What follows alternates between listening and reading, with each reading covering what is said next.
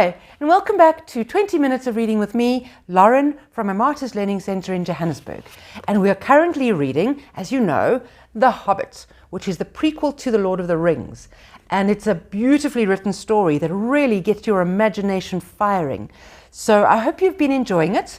We're moving on to Chapter 3, and Chapter 3 is called A Short Rest. So I'm not too sure if they're talking about the rest they've already had, because remember, they were captured by the trolls and they were about to be eaten, and then Gandalf came back because he saw the fire and he thought something was up, and Gandalf came back and he kept them talking until sunrise, and when the sun came up the trolls turned to stone, and then they found the cave. The dwarves were freed along with Bilbo the Hobbit and Gandalf the wizard. They found the cave of the trolls, and they found all their food and they managed to eat. Because remember, they were running short of food. That's why Bilbo had gone to try and steal some food, or that he's the burglar, right? So let's see what happens next. Chapter 3, A Short Rest. They did not sing or tell stories that day, even though the weather improved, nor the next day, nor the day after. They had begun to feel that danger was not far away on either side. They camped under the stars, and their horses had more to eat than they had, for there was plenty of grass, but there was not much in their bags, even with what they had got from the trolls. One morning they forded a river at a wide, shallow place full of the noise of stones and foam. The far bank was steep and slippery. When they got to the top of it, leading their ponies, they saw that the great mountains had marched down very near to them. Already they seemed only a day's easy journey from the feet of the nearest. That's quite cool. Instead of saying that they got to the mountains, they're saying that the mountains had got near to them. Let's keep reading. Dark and drear it looked, though there were patches of sunlight on its brown sides, and behind its shoulders the tips of snow peaks gleamed. "Is that the mountain?" asked Bilbo in a solemn voice, looking at it with round eyes. He had never seen a thing that looked so big before. "Of course not," said Balin. "This is only the beginning of the misty mountains, and we have got to get through, or over, or under those somehow, before we can come into wilderland beyond. And it is a deal of a way, even from the other side of them, to the lonely mountain in the east, where Smaug lies on our treasure." "Oh," said Bilbo, and just at that moment he felt more tired than he ever remembered feeling before. He was thinking once again of his comfortable chair before the fire in his favourite sitting room in his Hobbit hole, and of the kettle singing, not for the last time. Now Gandalf led the way.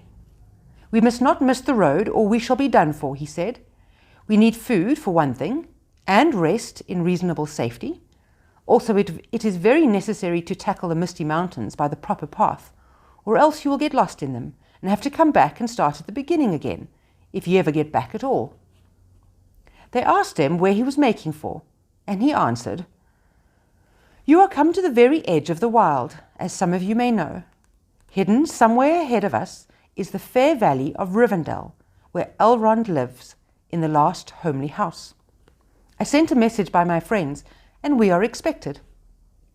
That sounded nice and comforting, but they had not got there yet, and it was not so easy as it sounds to find the last homely house west of the mountains.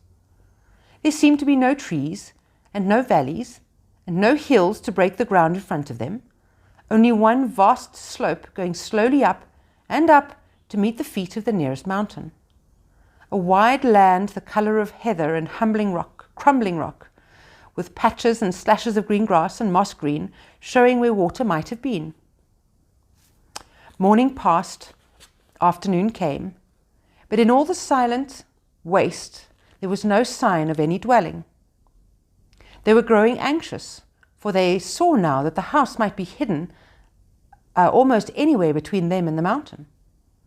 They came on unexpected valleys, narrow with steep sides that opened suddenly at their feet, and they looked down surprised to see trees below them and running water at the bottom. There were gullies that they could almost leap over, but very deep with waterfalls in them.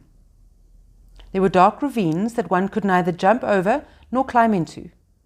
There were bogs, some of them green, pleasant places to look at, with flowers growing bright and tall, but a pony that walked there with a pack on his back would never have come out again. It was indeed a much wider land from the ford to the mountains than ever you would have guessed. Bilbo was astonished. The only path was marked with white stones, some of which were small, and others were half covered with moss or heather. Altogether, it was a very slow business following the track, even guided by Gandalf, who seemed to know his way pretty well. His head and beard wagged this way and that as he looked for the stones, and they followed his lead, but they seemed no nearer to the end of the search when the day began to fail. Tea time had long gone by, and it seemed supper time would soon do the same. There were moths fluttering about, and the light became very dim, for the moon had not risen. Bilbo's pony began to stumble over roots and stones. They came to the edge of a steep fall in the ground so suddenly that Gandalf's horse nearly slipped down the slope. "Here it is at last," he called, and the others gathered round him and looked over the edge. They saw a valley far below. They could hear the voice of hurrying water in a rocky bed at the bottom. The scent of trees was in the air, and there was a light on the valley side across the water. Bilbo never forgot the way they slithered and slipped in the dusk down the steep zigzag path into the secret valley of Rivendell. The air grew warmer as they got lower, and the smell of the pine trees made him drowsy, so that every now and again he nodded and nearly fell off, or bumped his nose on the pony's neck. Their spirits rose as they went down and down. The trees changed to beech and oak, and there was a comfortable feeling in the twilight. The last green had almost faded out of the grass when they came at length to an open glade not far above the banks of the stream. It smells like elves," thought Bilbo, and he looked up at the stars. They were burning bright and blue. Just then there came a burst of song like laughter in the trees. Am I going to sing this? I don't know, let's say. "Oh, what are you doing? And where are you going? Your ponies need shoeing. The river is flowing. Oh, tra-la-la-la-lally, down here in the valley. Oh, what are you seeing? And where are you making? The faggots are reeking. The bannocks are baking. Oh, trill-a-lil-lolly, and the valley is jolly, ha-ha. Oh, where are you going? With beards all a-wagging, not knowing what brings Mr. Baggins and Balin and Dwalin down into the valley in June, ha-ha. Oh, will you be staying or will you be flying? Your ponies are straying, the daylight is dying. To fly would be folly, to stay would be jolly, and listen and hark till the end of the dark in our tune, ha-ha. So they laughed and sang in the trees, and pretty fair nonsense, I dare say you think it. Not that they would care. They would only laugh at all the more if you told them so. They were elves, of course. Soon Bilbo caught a glimpse of them as the darkness deepened. He loved elves, though he seldom met them, but he was a little frightened of them too. Dwarves? Dwarves don't get on well with them. Even decent enough dwarves, like Thorin and his friends, think them foolish, which is a very foolish thing to think, or get annoyed with them. For some elves tease them and laugh at them, and most of all at their beards. "Well, well," said a voice, "just look, Bilbo the Hobbit on a pony, my dear, isn't it delicious?" Then off they went into another song as ridiculous as the one I have written down in full. At last one, a tall young fellow, came out from the trees and bowed to Gandalf and to Thorin. "Welcome to the valley," he said. "Thank you," said Thorin, a bit gruffly, but Gandalf was already off his horse and among the elves, talking merrily with them. "You are a little out of your way," said the elf. "That is, if you are making for the only path across the water to the house beyond. We will set you right, but you had best get on foot until you are over the bridge.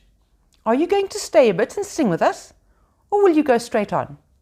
Supper is preparing over there," he said. "I can smell the wood fires for the cooking." Tired as he was, Bilbo would have liked to stay a while. Elvish singing is not a thing to miss. in June under the stars, not if you care for such things.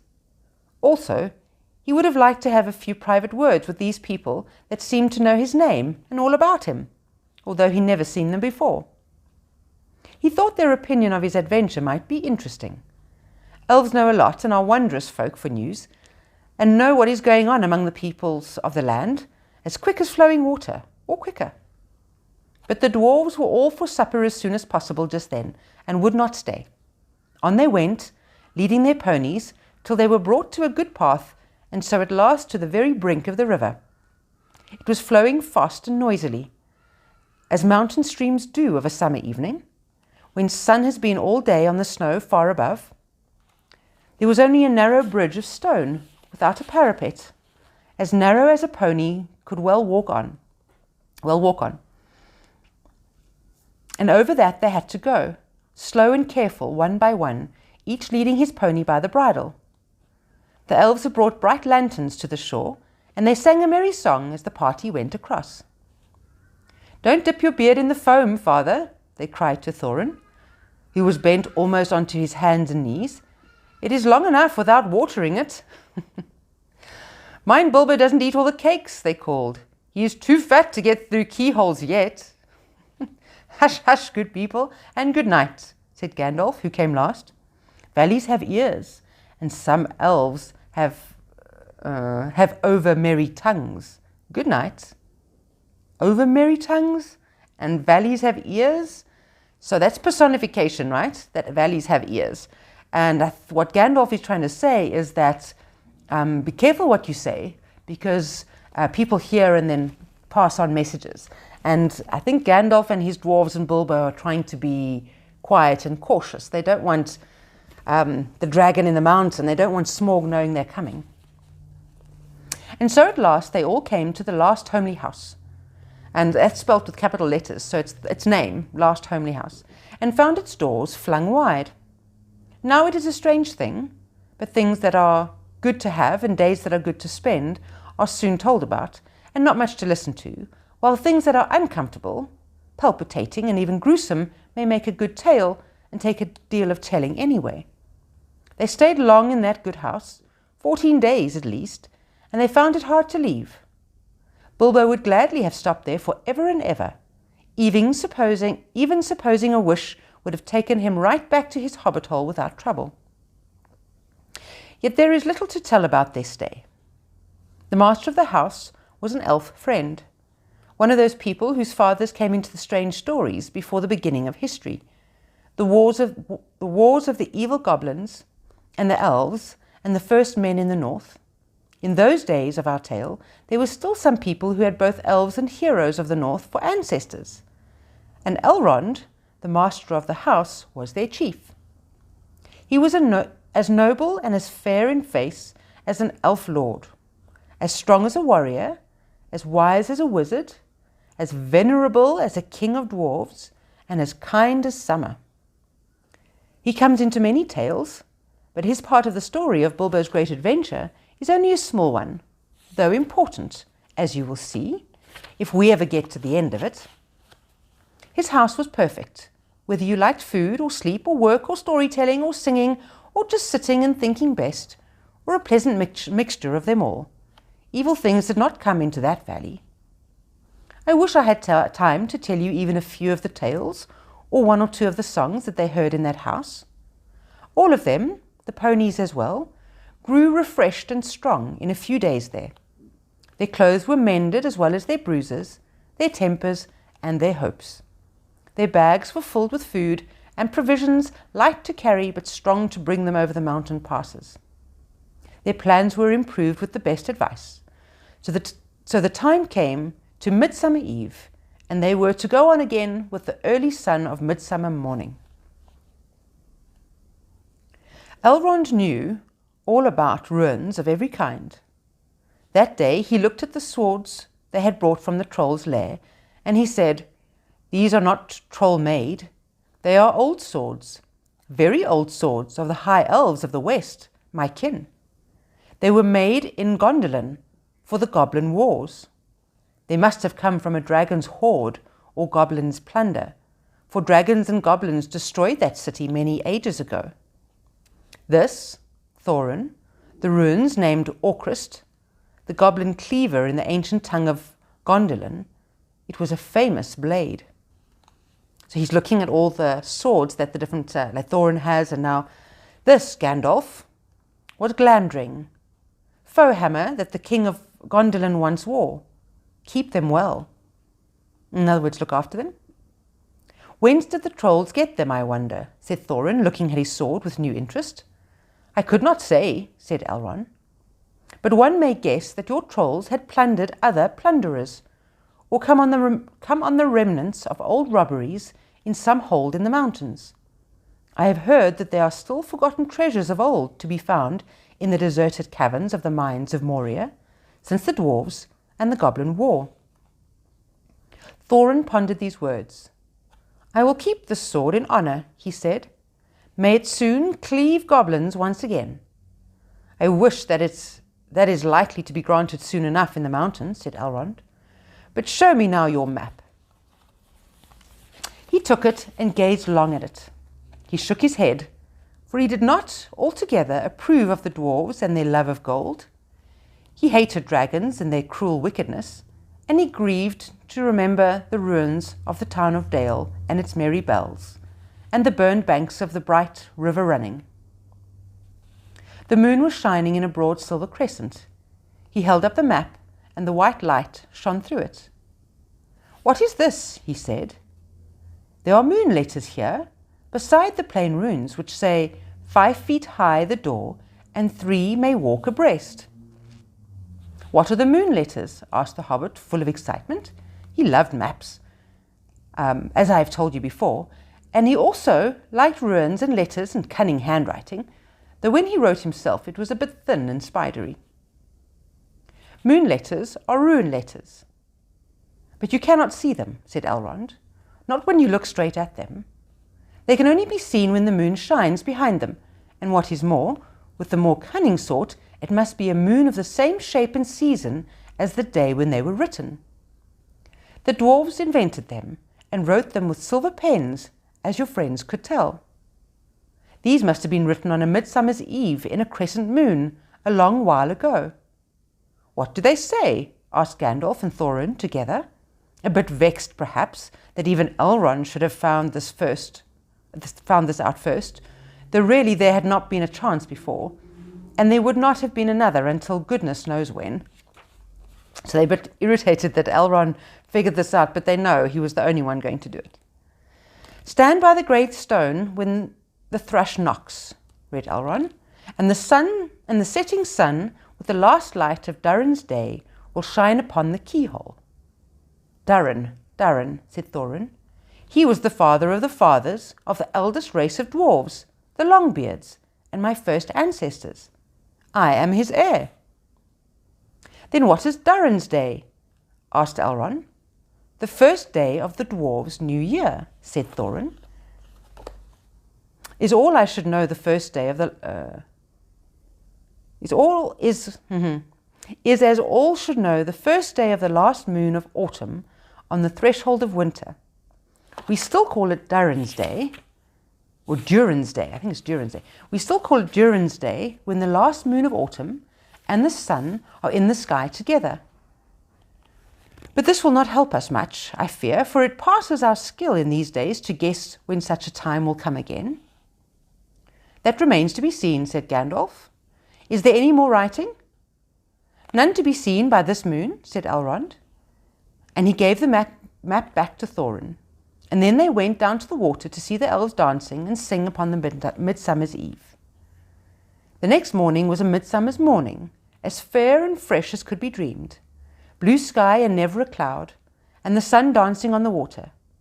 Now they rode away amid songs of farewell and good speed, with their hearts ready for more adventures, and with a knowledge of the road they must follow over the misty mountain to the land beyond.